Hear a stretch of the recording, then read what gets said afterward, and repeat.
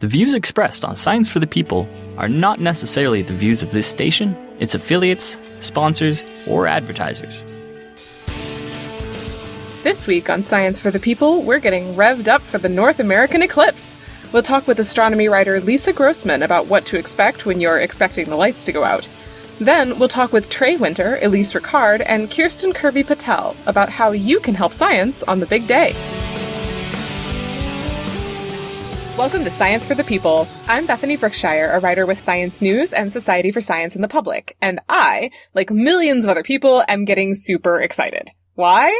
On August 21st, 2017, our moon is going to pass in front of the sun, and it's going to be awesome. To tell us all about it, I'm here with Lisa Grossman, the astronomy writer at Science News. Lisa, thank you so much for being here. I'm really excited to be here. Thanks for having me. Now, let's start very basic. What is an eclipse?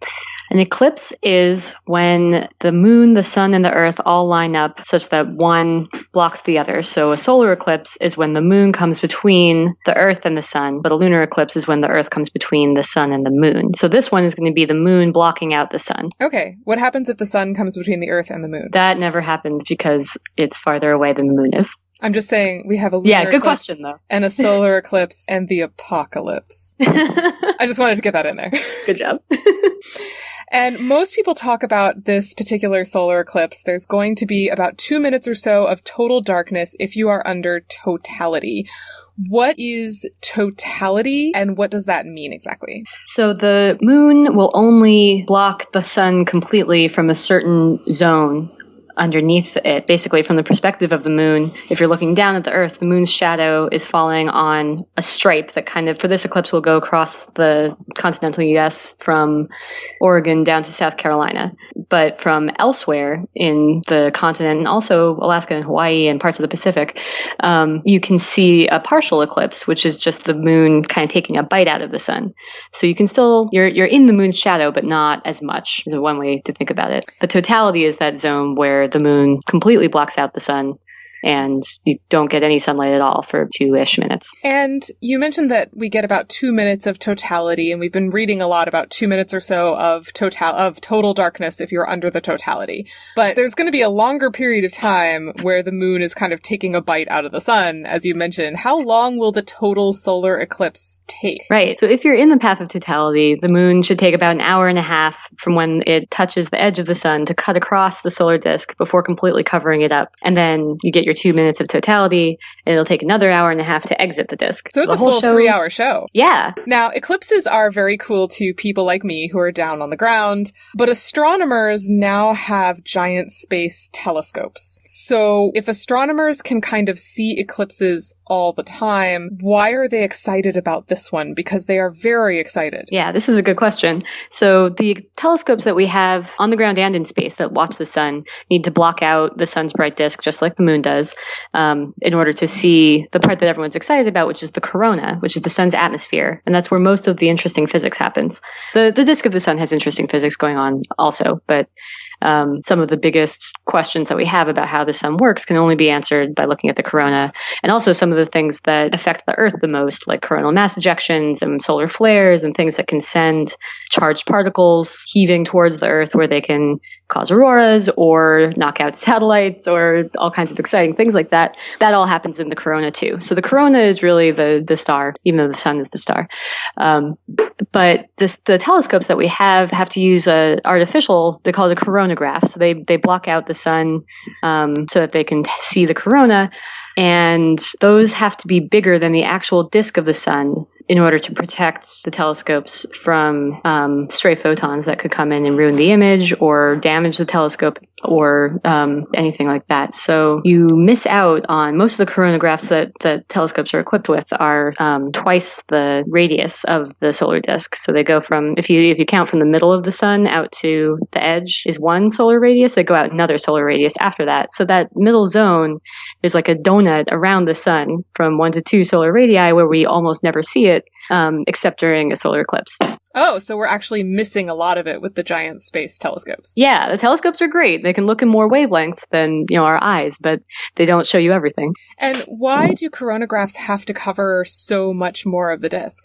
Partly it's because they could damage themselves by letting... It's because no telescope has perfect pointing, so they can drift, or the coronagraph could drift, and that could let in some sunlight, which could blind the telescope.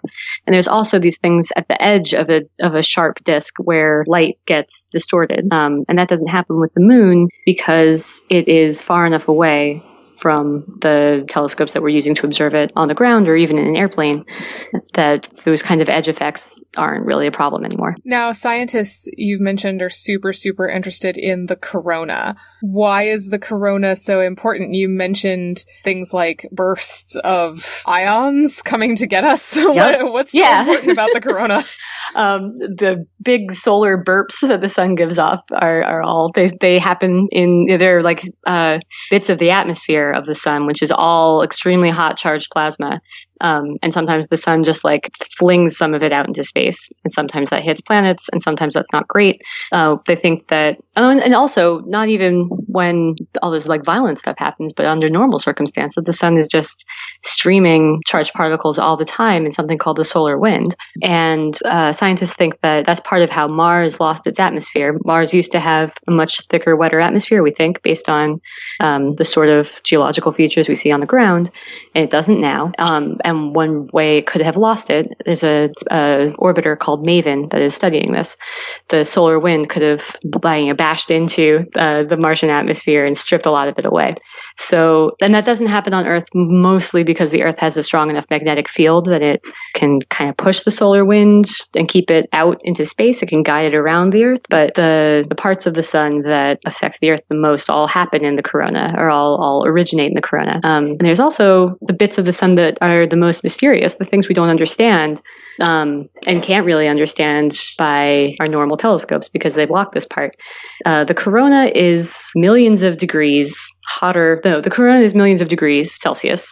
The surface of the sun is only 6,000 degrees Celsius. And there's this transition zone right in the middle. That's literally what they call it. It's just called the transition zone, where the temperature leaps from 6,000 to 10,000 to millions of degrees, and we do not know why. So some of the things that astronomers are going to be looking at during the eclipse are possible ways that this coronal heating could be going on. And do they have any like hypotheses as to why the corona is hotter than the sun? I mean, that seems really to defy the laws of physics. Right? Normally you move away from a heat source and it gets cooler, but not with the sun. So it has to be dumping a lot of energy into the corona somehow. Most of that energy we already know is stored in the magnetic field, or that I think is the thing that is most likely to store it. We know magnetic fields can store energy, and the sun has a strong one. The corona's magnetic field is a lot weaker. So one of the things we're going to try to do is measure the corona's magnetic field directly. There are a couple other things they're going to try to look for that could carry energy from the surface of the sun into the magnetic field of the corona. Like they're called Alfvén waves. They're sort of like if the magnetic field lines of the corona were a guitar string and you plucked it, it would vibrate and that would carry energy. So that's an Alfvén wave. So they're looking for evidence of that happening. And I think that they've seen them in the outer corona, but not in the inner or the mid corona. And there are other things called nanoflares or nanojets, which the nanoflares were first thought of as being a billionth of the energy of a normal solar flare. I think that those terms are a little bit fuzzier the way they're used now, but that was the original idea. And those could be kind of going off all the time, like popcorn, but or like a flickering light that sort of all added up. Like each individual little burst would be too little to make much of a difference, but if they're all happening together at the same time, if this is going on all the time in the corona, then that could be enough to heat it up. But we've never seen, I think there have been theoretical studies saying that nanojets could do it, but we haven't seen any. And how are scientists going to look at this during the eclipse? What are they going to do? They're doing a bunch of things. So there's some groups that are flying instruments on airplanes to try to extend totality a little bit more. So if you can chase the eclipse's shadow, you can get 4 or 6, maybe 6.5 minutes. of darkness to collect data during. And also, that gets you above the atmosphere. So some of those instruments are looking in the infrared, which is where it's a wavelength of light that senses heat, and that's particularly sensitive to the magnetic field. And the water in the atmosphere absorbs some infrared wavelengths. So putting an infrared telescope on an airplane and getting it up to 50,000 feet really helps you out there. And another thing they're looking at is polarized light, because that's sensitive to what the electrons in this hot charged plasma are doing. And I was really surprised to find out that scientists are not just studying the sun, they're going to look at Mercury, which seems like it would be totally unrelated. Why is an eclipse a good time to look at the planet Mercury? Yeah. I was surprised by this one too. I think this is really cool. So Mercury is just hard to look at most of the time because it's towards the sun and it's really close to the sun. So sometimes you can see Venus. Like Venus is the morning star because it's visible at sunrise and sunset because it is in the direction of the sun. And so when the sun is setting, you can see Venus. Mercury, same idea, but it's even closer and even smaller. So closer to the sun rather than it's farther from Earth. So it's just really hard to see it. And when you try to look at it with a telescope, you can get some stuff, but it's just, there's this big, enormous star sitting right next to it that swamps your observations. And NASA sent an orbiter to orbit Mercury. It was really difficult to get it into orbit because there was this huge gravitational thing sitting there trying to pull everything towards it. Ugh, the sun ruins everything. It's so greedy. But we've had an orbiter orbiting Mercury from 2011 to 2015, and that told us a lot, but not everything. So there's going to be a team that will put an instrument on one of these airplanes trying to look at Mercury and trying to make the first thermal map in specific wavelengths that can help determine what the subsurface is made of. So what do we know about the subsurface of Mercury so far? Is it like Mars or Earth? I mean, is it rock? What is it? It is rock. Yeah. It's regolith, which is the term that planetary scientists use for stuff that's like soil, but not really soil because it doesn't have biological elements in it. So it's dirt or ground up rock. And Mercury's regolith has more, they're called volatile elements than we expected, things that evaporate really easily. And you would expect that Mercury had this violent past. It's all covered in craters, so we know it's been hit by other planetary bodies a lot. And it's also right next to the sun, so you would think that the things that evaporate easily would have done so already, but it's managed to hold on to a lot more of them than we expected. And finally, even Einstein is going to be put to the test during this eclipse, even though he's dead. What do solar eclipses have to do with general relativity? So there was a very famous eclipse in 1919 that an astronomer named Sir Eddington took photographs of the positions of stars while the sun was eclipsed. So you could see where the stars come out during eclipses because the sun goes away. It's amazing. Actually, I say that. I've never seen a total solar eclipse myself. This is going to be my first one. So ask me in a couple of weeks how amazing it is. Yay. But so Einstein predicted that because Einstein's whole idea with general relativity was that space-time is one material, sort of, that permeates the universe, and massive things in space-time warp it and can tell light to bend around massive bodies like the sun or like the earth or like a black hole. And so one of his predictions when he first published the theory of general relativity was that you should be able to see stars in different positions from how they normally appear during a total solar eclipse. Because when you're looking at the stars and the sun is not in the way, then they have one position. But if the sun is between you and the stars, the path that the light has to take to get around or to get to you from behind the sun, it gets guided around the sun. So Sir Eddington took photographs of the sun and these stars during this eclipse in 1919. And then he actually had to wait 6 months to compare to where the regular positions of these stars are with respect to each other. But it was right. The stars were not where they were predicted to be. Or they were where Einstein predicted them to be. They were not where they should have been if there hadn't been any general relativity going on. So this was a big vindication of Einstein's theory, and it made him famous, and it was in all the newspapers. And since then, we've had much, much, much more precise tests of general relativity, and we're really pretty sure it's correct to a point. It doesn't play well with the other major theory of physics, which is quantum mechanics, and there's discussion of one of them maybe we'll have to give at some point, maybe it's going to be general relativity, but mostly it works. And so, but the technology has gotten good enough now that you can basically buy off the shelf, really expensive, but still like amateur grade cameras and telescopes and equipment. And you can just go out and do this experiment yourself and show that general relativity is correct. So there's some astronomers and astronomy enthusiasts who are going to go do that during this eclipse also. Well, Lisa, thank you so much for talking to us about this. Yeah, it was my pleasure. Lisa has written a large number of explainers about all things eclipse, and we have linked to all of them at scienceforthepeople.ca. Lots of scientists will be checking out the eclipse, but sometimes they can't take their data alone. So next we'll be hearing about how citizen science projects want to turn this solar event into a treasure trove of data. Science for the People is a weekly radio show and podcast that explores everyday life from a scientific perspective. We are a member of the Skeptic Network, a collection of blogs, podcasts, and video content focusing on science and critical thinking. To find out where Science for the People airs near you, or to listen to past episodes, check out our website at scienceforthepeople.ca. You'll also find links to support us at Patreon, to connect with us on Facebook and Twitter, and to subscribe to the podcast in iTunes. And now, back to the show. Welcome back.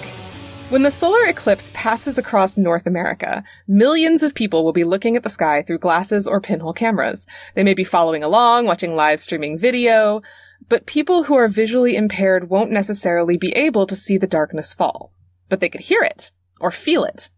That's the idea behind Eclipse Soundscapes, a project focused on creating an accessible solar eclipse. I'm here with Dr. Henry Trae Winter, an astrophysicist for the Smithsonian Astrophysical Observatory at the Harvard-Smithsonian Center for Astrophysics, and the mind behind Eclipse Soundscapes. Trae, thank you for joining us. Oh, it's a pleasure. Thank you for having me. Now, the solar eclipse will not just be about sight and light.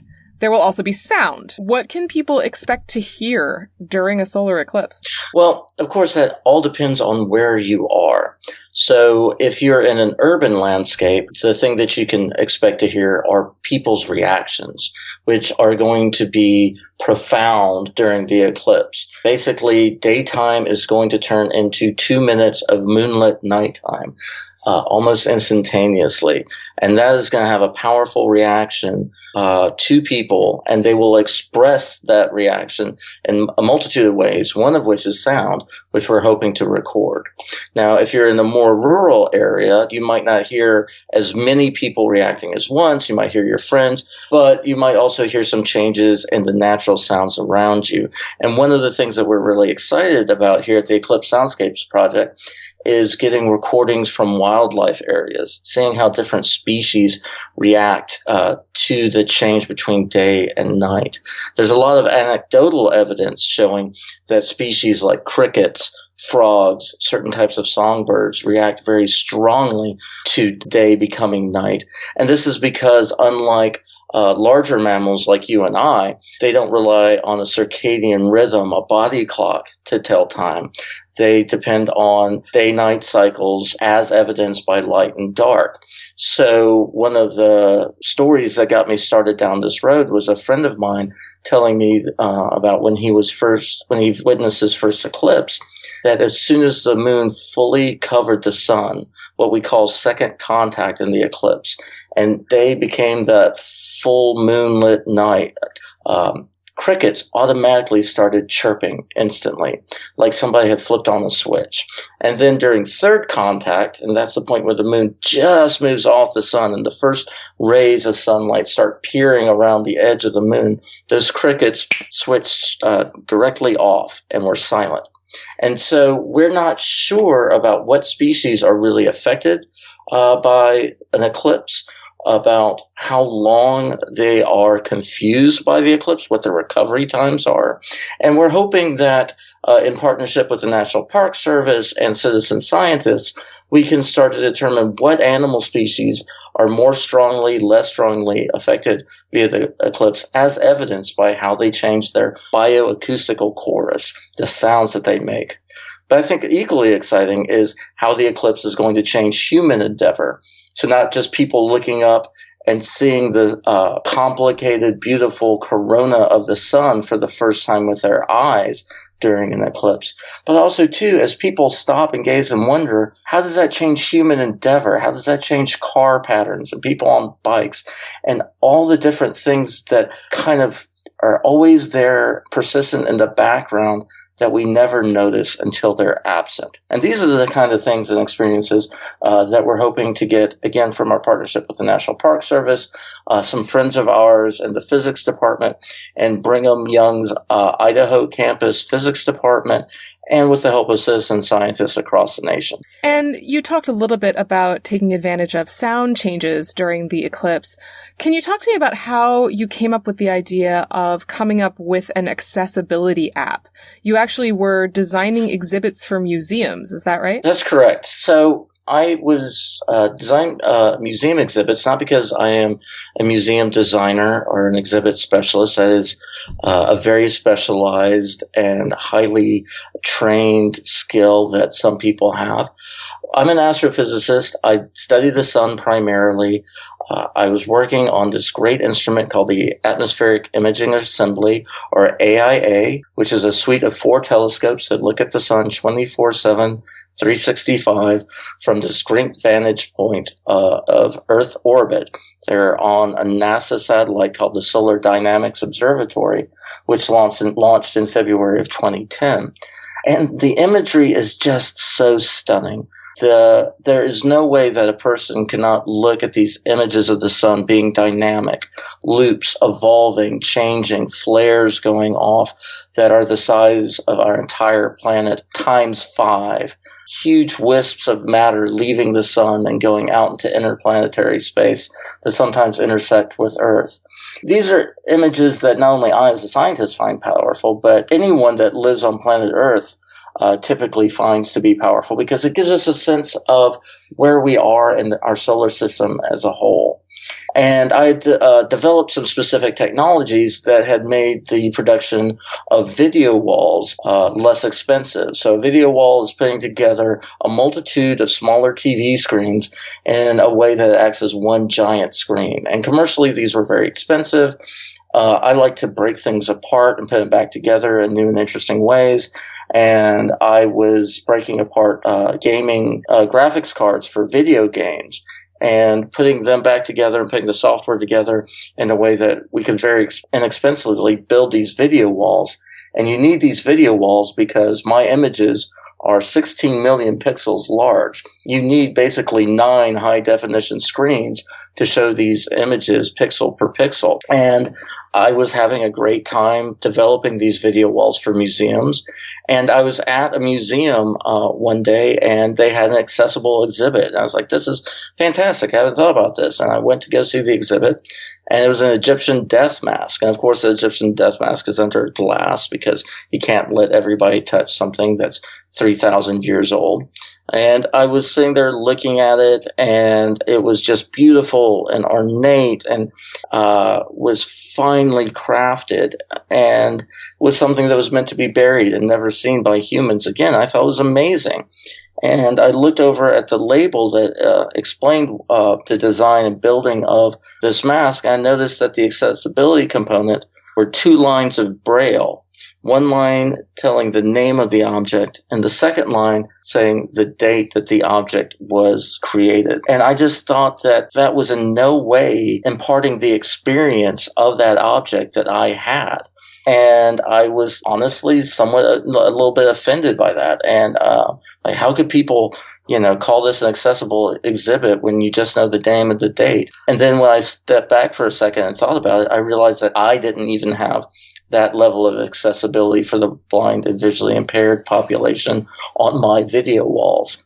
And I had worked with an astronomer who was blind and visually impaired in the past, Dr. Wanda Diaz-Merced, and the ideas of, accessibility and how you translate highly visually processed data that's made for the sighted. How do you make that accessible to the blind?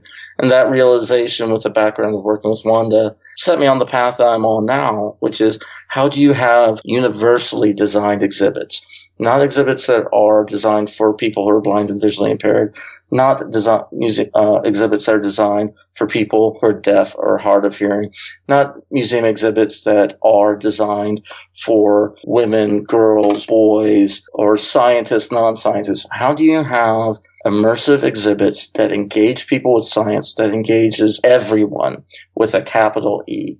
And really, in order to do that, since astronomy and astrophysics is such a primarily visual science, I think you really do have to start with designing tools for people who are blind and visually impaired, and then branch out from there to include everyone else in the process. Now, you mentioned that you wanted to create kind of this accessibility for the visually impaired. How do you go about taking this very visual thing, the solar eclipse, and creating an accessible app? What does that require, and what does that app look like? So what it requires is what all science requires, and that is failing a lot, being resilient, and learning from your mistakes and trying again, because it is a difficult and imposing challenge. One of the key steps, I thought, was to make sure that people who were blind and visually impaired were part of the process in every step. I hired Dr. Wanda Diaz-Merced as a consultant on this project from day one to make sure that we got her input, her experience. Her position as an astronomer who's blind and visually impaired is almost unique. But now I'm having other people who are blind and visually impaired also working with the app and telling us what we got right and what we got wrong. So I think having the community that you're designing for as part of your design team is necessary in order to make something that's truly useful. The other thing that requires is imagination. Turning visual information into non-visual information is something that's not standard. You can't, make a small refinement on something that's never been done before. So having a bit of imagination and being able to try out a bunch of different crazy ideas to see if any of them work, I think is a very key point, not only in the design for people who are blind and visually impaired or have other accommodation needs, but also too just in the principle of science and, for me, life in general. You have to be willing to fail in order to make the next best version. So what we did is we failed often and quickly, and we decided that really the images of the sun, what was important about those images, and what was important about the images of the sun during an eclipse was the fact that since the bright photosphere or surface of the sun, the part of the sun that we're most used to here on Earth, because that's what produces all the visible light that we see from the ground, when that part is blocked, all of a sudden you can see this outer atmosphere of the sun, the solar corona. And that corona has a lot of structure. It has many, many different patterns that are distinct and unique and that are evolving. And so we set about thinking about how we can give people who are blind and visually impaired access to these structures that all of their sighted peers are going to be seeing live in real time on the day of the eclipse. And so we decided on a two-prong approach. The first part is having professionals at the National Center for Accessible Media look through the images of past eclipses, teaching them what these different structures were, why they were important, what shapes they might see during the time of the eclipse. And they have a specially trained team that goes through and illustratively describes the content of images in a way that are accessible to the blind and visually impaired. And this is a skill that I did not have, and it would take a long time for me to develop. So I'm very, very happy to be partnering with National Center for Accessible Media on this, because they have a way of constraining the vocabulary of describing these images to a shared vocabulary that people with low vision or no vision would understand. And having a conversation with a different group of people requires that shared vocabulary, which I and my team are just in the beginning phases of learning. So that's the first way that we are handling this daunting idea of bringing the eclipse to people who are blind and visually impaired. But along with those descriptions, we wanted people to have a way to explore what was going on during an eclipse themselves, independently, without somebody telling them what was going on. And what we came up with is what we're calling the rumble map. Now, what the rumble map does is it takes those images of the sun at any point, but right now for the eclipse, and it converts the images of the changes in light and dark and color in the images into a signal that is then sent to your phone as you move your finger across all the different structures of the corona. And what that signal does is produce a series of unique tones in the phone's speakers. And those tones were specially designed to not only give you audible information about how things were changing in the image as you scroll over it, but they were specifically designed to shake your phone, to rumble your phone, so that you could get some kind of haptic feedback. You could feel the corona as you were investigating it with touch. And I will tell you, that is a fun toy to play with.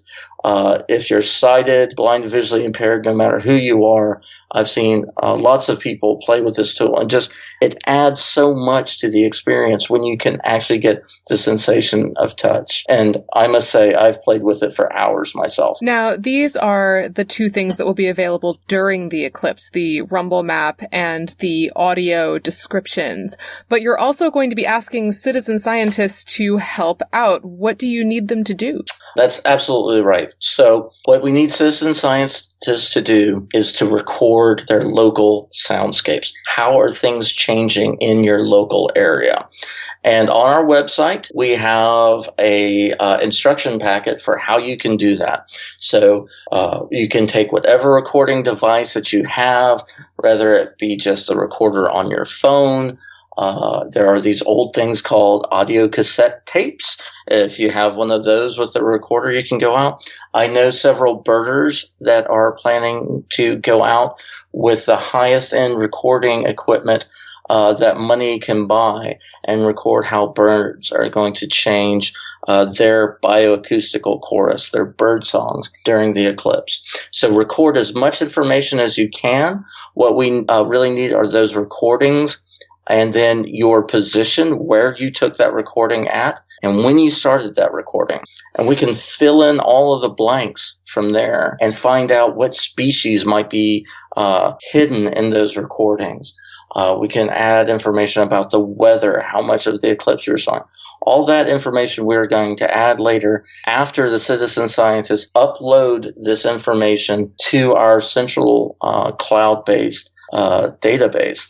And this database is being designed in such a way so that it is easily searchable, not just by scientists, not just by ornithologists and sociologists and archaeologists that might be interested in how different sounds change. I'm also making it open and accessible to artists, people who might want to do pieces of art using sound, visual, audio recordings. And we are designing the metadata, the information about the data that we're recording in such a way that it is easily searchable for everybody, including people who are blind and visually impaired. And that is one of the key differences in what we're doing than some of the other things that I've seen. So we hope to get a lot of use of the database after the eclipse. Of course, it takes a lot of time to upload this information, to process it, to put it into the database. So we're not going to be able to have that on the day of. And what we're planning to do is have this massive database that's filled by people recording, citizen scientists recording their own local soundscapes and the changes and variations that they've experienced, along with professional recordings by the National Park Service, to have the largest collection of soundscapes changes during an eclipse. And I think that we'll see some amazing new science that I can't even envision at this point from that. But I also hope that people find it inspiring and engaging and make great art from it as well. And how many people do you hope you'll actually get to do some sound recordings? I hope the whole United States does something. But we've got over 200 people already on our mailing list, ready to go. So for our project that spun up this quickly, I actually think that that's pretty amazing. I want to make sure that we have people in diverse areas, rural, urban, deep wilderness, New York City, Dayton, Ohio, everywhere across the U.S. I'd be extremely happy if it was more than just me and my mom recording these eclipses, but I would be really happy if we had enough people to include the diversity of experience of the U.S. experiencing this eclipse. Do people need to be under totality to participate with their data? Absolutely not. There is a strong focus on totality. An eclipse is far more powerful if it is 100%. It is a different experience than a partial eclipse. But the entire North American continent is going to experience a partial eclipse. And to me, that is scientifically valuable. How does this certain species of insect respond differently to a 50% eclipse than it does a total eclipse? That is interesting and engaging. So I would actively encourage people, no matter where you are, to record your local soundscapes during the eclipse. And can people get the app for free? People can get the app for free. It is going up on the App Store for beta testing on Monday, August 7th. You can sign up for our beta testing program and download the app and use it just as you would normally. And then we hope to have the full live version on the App Store shortly after that. Well, Trae, thank you so much for coming on to the show. Hey, Bethany, thank you so much. I've had a great time. You can learn more about Dr. Winter's Eclipse Soundscape project at scienceforthepeople.ca. We've heard about what we will see, and we've heard what scientists will do and ways that people can experience the eclipse. But as Dr. Winter pointed out, humans are not the only species that will see the sky go dark. What about the animals? To find out how they react, we're going to need some more citizen science. Most people in the United States have heard that a solar eclipse is coming. Some of us are probably going about our lives as normal, while others are getting super excited. But when the sky goes dark over a swath of states, not too many humans are actually going to be surprised. But animals and plants are not tuning into the evening news, and their Wi-Fi signal is terrible. What will they do when the light grows dim and the temperature drops? Well, scientists want to know, and they might need your help to find out. I'm here with Elise Ricard, the Public Programs Supervisor at the California Academy of Sciences, to talk about their Eclipse Citizen Science program, Life Responds. Elise, thank you for being here. No problem. Great to be here. Thank you. Now, the eclipse itself is going to be pretty short, but it's also going to get really super dark. What do scientists know so far about how animals might react to this situation? So far, a lot of what we know is anecdotal. Pretty much anyone who's had the opportunity to see a total solar eclipse before has some kind of story of, often for the most part, birds going silent in the background or something else along those lines. Stories that have been told amongst other people who have gotten the chance to see an eclipse or to get other people excited and inspired to go see one themselves. There have been a couple studies done to try to get specific responses of certain animals. However, they do tend to be a little bit challenging. Eclipses run on an approximately 18-month cycle, so they're not something that something that comes up on a regular basis, enough that we could really do long-term scientific studies. So what we're hoping to do is to get as many people involved, as many citizen scientists as we can to make as many observations as they're able to. One of the things that there aren't a lot of right now are multiple types of scientific observations. And there have been some studies done in the past, such as a couple research projects with how spiders respond to the change in light and temperature that was similar to a total eclipse. But these were results that were produced in a lab setting and not ones that were taking place necessarily during an eclipse itself. For some of the other studies that have been done as well. So this is really an opportunity to get a lot of people's data and observations in one place for one time. And we talked a little bit about animals and spiders and stuff like that. What about plants? Do scientists know about how plants might change during eclipses? I personally haven't come across too many studies that have indicated that plants have a dramatic response to these events. However, it's pretty likely that we'll see at least something. Along the line of totality, you're going to see a dramatic change in environment. You're going to see a drop in temperature and a drop in light that becomes like twilight. I'm sure you've heard that you can actually occasionally see a few stars if you're in the path of totality. It's not the same as clouds just passing over. So it really does start to simulate this twilight time. And we do know that a number of plants are responsive to that change during twilight time. My personal favorite are morning glories and poppies that furl up. So it's entirely possible that we might see a reaction from plants as well. And so we're asking people to take a look at the greenery around them as well to see if they notice any changes. And how did the Academy of Sciences come up with this project idea? So, like I mentioned, the idea of anecdotal evidence of animals and sometimes plants responding to eclipses isn't new. And a couple of years ago, many institutions have been planning eclipse projects or how they want to get involved for years at this point. About 2 years ago, we were sitting in a conference room thinking about how we could make a difference with this eclipse, how we could not only get people excited about it, but more importantly, for us at least, connect into our mission statement. Our mission statement is to explore, explain, and sustain life. So how do you connect a major solar event with what's happening here on Earth? And I had the opportunity back in 2012, to actually see the Australian eclipse that took place over the Great Barrier Reef and the coastline of Australia. And I have a very distinct memory being on the beach a little bit after sunrise as the eclipse was beginning, and as totality went on, hearing the jungle behind me go quiet. The birds behind me, if anybody's been to a jungle before, they're not quiet places.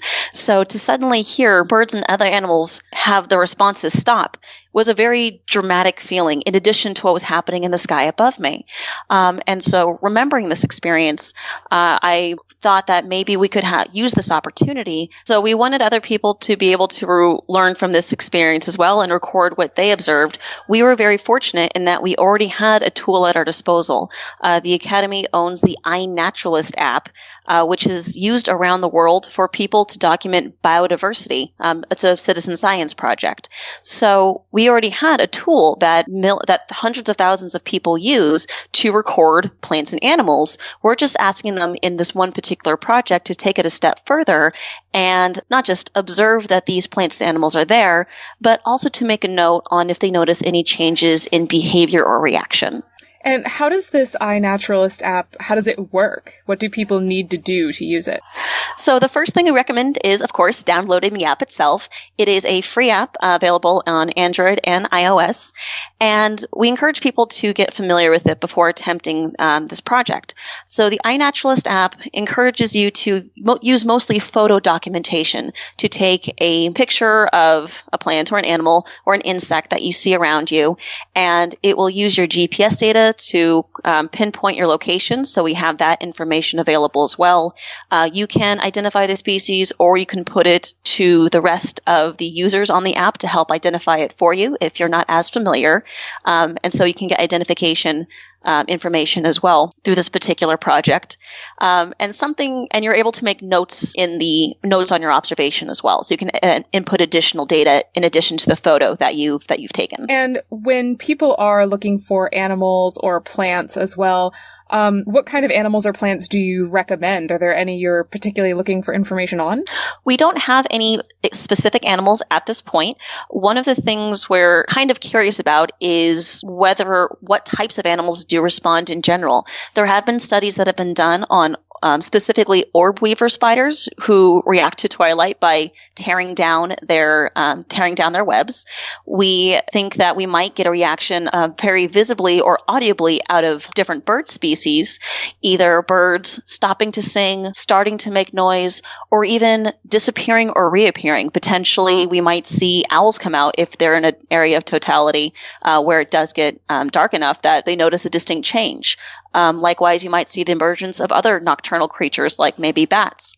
There's also been a couple studies that have indicated that insects might have a response as well, but we don't have a lot of data on them. There's one study that have been done with ants, but potentially someone's interested where they are. They're in an environment where they happen to see at their campsite a lot of grasshoppers, and they want to see if those grasshoppers are going to do anything. We're encouraging them to take a look and observe those animals. I grew up in a city, so I was not aware of this, but apparently if you happen to be on a farm, chickens might be great animals to observe. Apparently they have some people are predicting that they'll have some strong reactions as well. So really anything that you're able to see around you, if you pick any one or two animals in particular, one or two plants that you think that that might have some kind of reaction to light or temperature change, those are always good options. And from that, hopefully we'll get a variety of responses. And if we're lucky, maybe we'll get an observation of an animal or even a plant that hasn't been documented before. And a lot of these, you're talking about wild animals like wild birds and things like that. What if it runs away or flies away? I mean, squirrels don't really hang out. You know what I'm saying? Oh, absolutely. And that is something that we are considering. What we're asking people to do as they kind of survey the environment that they're in, the eclipse itself lasts quite a while. It's only totality that's that very brief 1.5 to 2.5 minute window. So hopefully that gives people enough time to pick something that might be sticking around. But if not, we ask people just to do the best they can. If they have a squirrel that's been around for 15 minutes or so, roughly in the area, and they're noticing maybe that suddenly this group of squirrels that were there, all of a sudden none of them are there anymore after about 15 minutes as the sky gets darker, maybe that's something that they can observe. But definitely the animals not being in the same location is something to consider. That's one of the reasons we are asking people if they're able to make 2 to 3 observations, preferably one that's before the eclipse starts to make the sky very dark, so maybe 30 minutes beforehand, one within 5-ish minutes on either side of totality, and then one potentially up to 30 minutes afterwards. And hopefully with that range, it'll give you something that you're able to observe and record. How many responses are you hoping to get? Well, the only thing I really have to compare this to is a citizen science project that's incredibly similar, done in India in 2010. I believe the name of the project was Eclipse Watch. They were looking for specific animals, dogs, a couple different varieties of birds and bats, and something else that I'm unfortunately blanking on.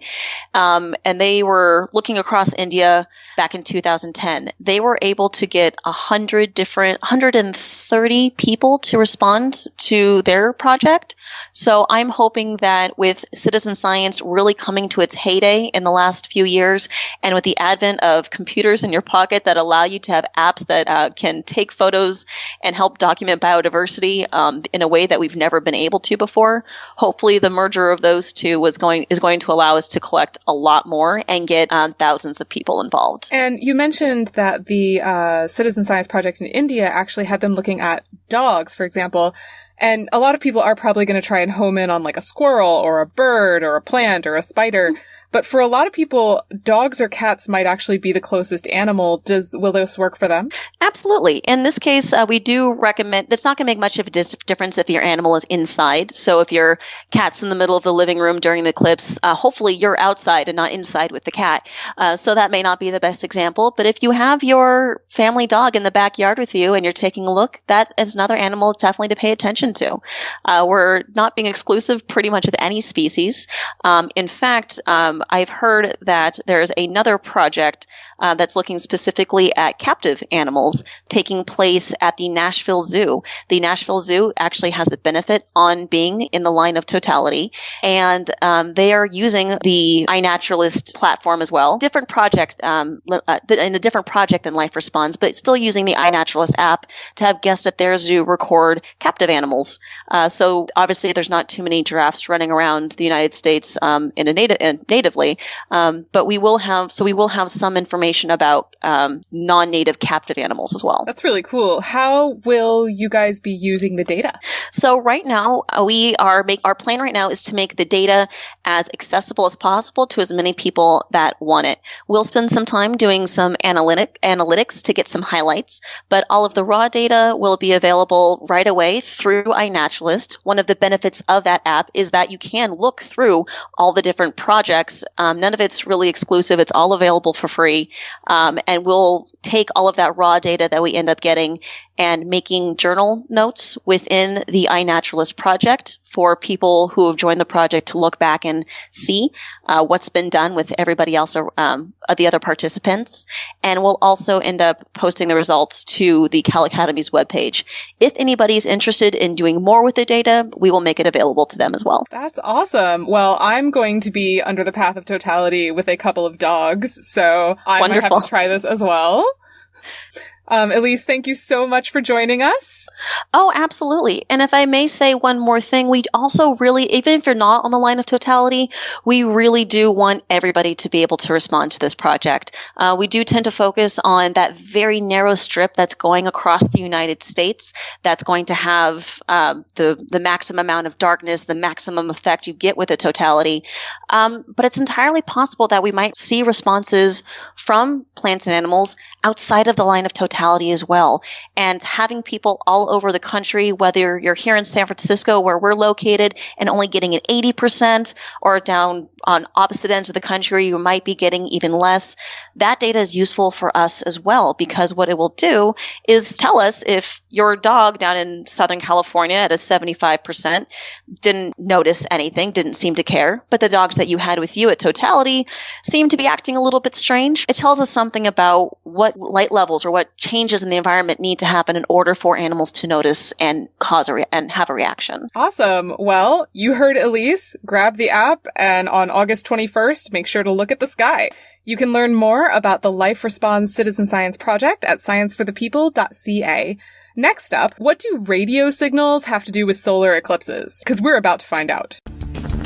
Every week on Science for the People, we take the latest in scientific progress and relate it to people, our friends, our families, our communities, and our society. And we give researchers, authors, and journalists the time to talk in depth about what matters to them. If you love science but aren't satisfied with sound bites, join us again next week for Science for the People on your local radio station or anytime online at scienceforthepeople.ca. Welcome back. The solar eclipse seems like it's about light, right? Well then, why are scientists looking at radio waves? It's got to do with the ionosphere, an area of the atmosphere that's filled with ions and can reflect radio waves. And scientists want to use those radio waves to figure out just how a solar eclipse affects this part of our atmosphere.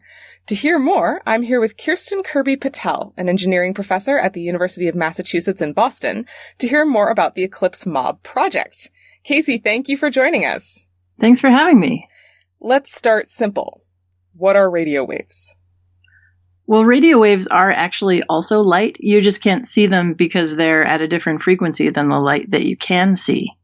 But they work exactly the same way. They carry energy from place to place, and they're made up of electric fields and magnetic fields.